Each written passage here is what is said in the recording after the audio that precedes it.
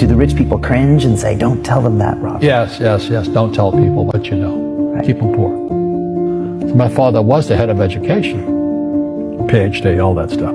I go home and ask him, said, why don't we learn about money in school? And he looked at me and says, because the government doesn't let us teach that subject. The government tells us what we can teach and what we can't teach. And I thought that was strange. And I said, but aren't we going to school to learn about money? He says, no. Your job is to get a job. I said, but you get a job to earn money. He goes, no, you're supposed to just get a job. I went, no. Isn't the purpose of a job to earn money? He goes, you're correct. I said, so why don't I just learn about money? I can skip the job part, you know? And he got flustered and he said, if you want to learn about money, why don't you ask your best friend's father about money? And I said, why? That's Mike. So why ask him? He says, because Mike's father is an entrepreneur. And I said, what are you? He says, I'm an employee. I'm a government employee. I went, oh, what's the difference? He says, the difference is an entrepreneur must know about money, or they're no longer entrepreneurs. And he says, an employee doesn't have to know anything about money, because the government will take care of them, the company will take care of them. So I'm all confused. But I took my dad's advice and I trundled over to Mike's father's office and knocked on his door and I said, hey, I'm here, 9 years old, teach me about money. He says, beat it, kid, you know. But that's where the story of Rich Dad, Poor Dad started. And finally, through persistence, my rich dad started teaching me about money on one condition. And that condition was he would never pay me. He says, the moment I pay you, you think like an employee. He says, that's the trap. Entrepreneurs work for free. And now I'm 9 years old, my head's going cracking in half. He says, you never want a paycheck. You understand that, kid? I said, okay, I got it. And he says, well, how do I make money? He says, that's what entrepreneurs figure out. It's like, so how do I learn about money? So he would just break out a Monopoly game board. So I would work for free. I'd pick up cigarette butts, and he had hotels and restaurants, and I would clean and do menial tasks. And as I got older, I started getting into office work and marketing and accounting, and I was an apprentice basically, but I always worked for free. And he would teach me about money, but the way he taught me about money was playing Monopoly. And finally one day I got upset. I said, well, when are you going to teach me about money? He says, what do you think we're doing? We're playing Monopoly. He goes, no. What do you think we're doing? We're playing Monopoly. He says, what do you think we're doing? So I don't know. I'm teaching you about money. And then that's when, you have one greenhouse. He says, there's many formulas for great success in money. There's thousands of them. But one of the best ones is found on the game of Monopoly. It still is today. 4 greenhouses, 1 red hotel. I said, what? He says, one of the greatest ways to acquire great wealth is playing Monopoly in real life. 4 greenhouses, 1 red hotel. Is that all there is? He goes, that's it. And he says, what do you think I'm doing? And I went, I don't know. So then he took me out and he showed me his greenhouses. And 10 years later, when I was 19, I was now in school in New York, and I come back to Hawaii, and Rich Dad had bought the biggest piece of land smack dab in the middle of Waikiki Beach. And when you go to Waikiki Beach today, you'll see the Hyatt Regency Hotel. That was his hotel. Just like the game of Monopoly. Just like the game of Monopoly. Acquired assets, and they became bigger assets. He just kept what's called an assemblage, because that property wasn't that big at the time, so he had to buy out all the small guys. Because Waikiki was a little dirt water little town. So he'd buy out this shop owner and buy that shop owner. And it took him a while, but he finally assembled this large piece of property. And then he and Hyatt put up this giant hotel. It just sold for $800 million. So that's how I learned about money.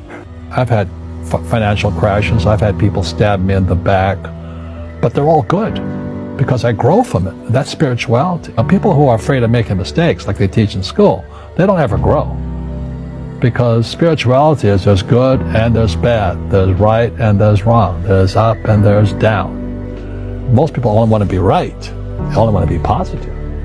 Well, you can't have that. That's not reality. Well, I wasn't poor by most people's standards, but I came from a family with a poor attitude, if you know what I mean. Because rich, poor, middle class, poverty starts with a fundamental attitude. Poverty is passed on. it's taught in your families. And middle class is taught in families. And so the people right now who are sitting at home, who are struggling financially or worried about money or unhappy, they may be making a lot of money, but unhappy with what they're doing, it was probably taught to you. You know, your super ego was taught, get a job, work hard, or you'll never be rich, or the rich are evil, or whatever. The school system will never teach you about money. The school system was designed to teach you to be an employee, which is important, or a doctor or a lawyer, a specialist, but never about money. And what most people lack is real business knowledge, like accounting, like debt, like taxes. You got to know that stuff, but they don't teach it in school to anybody. So, and then when people ask me, how did your rich dad learn this when your poor dad, a PhD, didn't? And the answer is very simply, my rich dad, who's my best friend's father, his father died when he was 13. So his rich dad had this family business at 13 to run. So he had to drop out of school, which was his blessing. There's blessings, and sometimes a blessing doesn't look like a blessing, but it turned out to be a blessing. And then his teachers became his bookkeeper, his accountant, his attorney, his banker, his real estate agents. So he has what I call real teachers, not these fake teachers in school. You see, most teachers in school, they're out of ethics. They teach subjects they themselves don't practice. I asked the teacher, I said, I'm in my third year of calculus now. It was called strength of materials. I said, am I ever going to use this stuff? He goes, no. I said, why do you teach it? Because I get paid. I said, do you ever use it? He goes, no. And that's why, you have to, in life, one of the things I suggest to people, you got to find a real teacher versus a fake teacher. And a fake teacher is somebody who doesn't do what they teach. And a real teacher is doing what they teach every day. So my accountants, my attorneys, they're in it every single day. That's how I learn, because every day I'm solving problems in my business. So I have accountants and attorneys and bankers and all these people on speed dial because I'm solving problems with my team. I see you giving this knowledge out, and yeah. Do the rich people cringe and say, don't tell them that, Rob? Yes. Don't tell people what you know. Right. Keep them poor. But, unfortunately, the poor, as was in the Bible, I'm not real religious, the poor will always be amongst us because it starts up here. Right. It's that fear mentality. It's in their words, and the words become flesh. Again, I'm not really religious. I flunked out of Sunday school also. But when they say I can't afford it or I can't do that, they go down. They become what they say. My PhD daddy says, what do you think I am, made of money? I can't afford that. And my rich dad would say, that's why he's poor. Poor people say, I can't afford it, I can't do that, I don't have time. Because this is an escape. It's an escape. You know what I mean? It's easy to say, I can't afford it. And your rich dad used to say what instead of, I can't afford it? How can I afford it? How can I do that?